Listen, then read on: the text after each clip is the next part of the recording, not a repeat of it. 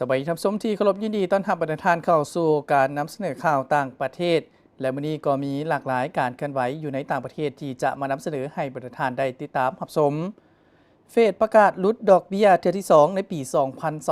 2025ธนาคารกลางสหรัฐอเมริกาได้แจ้งลดดอกเบี้ยเติมอีก 0.25 ส่วนห้อยเป็นเทื่อที่2ติดต่อกันในปี 2025เพื่อแนะใส่รับมือกับบรรดาความเสี่ยงเพิ่มขึ้นอยู่ตลาดแรงงานในสภาพภายในขององค์การนี้มีการกำหนดทิศนโยบายที่นับมือนับแบ่งแยกตามแถลงการของเฟดบรรดานักวางแผนกำหนดนโยบายได้ปอนบัตรด้วยอัตราบัตรเห็นดี10บัตรบัตรค้าน2บัตรเพื่อลดพรดอกเบี้ยให้กู้ยืมหลักลงระดับ 3.75 ส่วนห้อยหา4ส่วนห้อย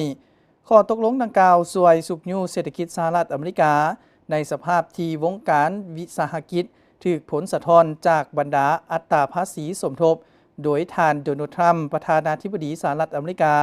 จัดวางในวงกว้าง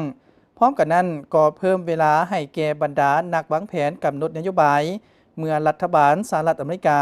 ยังยุติการเคลื่อนไหวชั่วคราวท่านเลขาธิการใหญ่โตเลิมให้การต้อนรับท่านรัฐมนตรีกระทรวงสงครามสหรัฐอเมริกาพีท เฮกเซต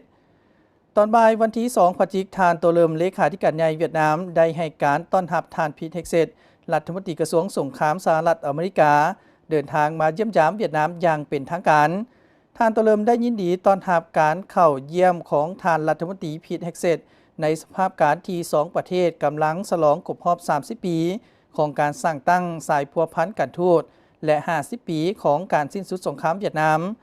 การเข้าเยี่ยมยามครั้งนี้มีความหมายพิเศษสะท้อนให้เห็นถึงเส้นทางอันยาวนานที่2ประเทศได้ผ่าน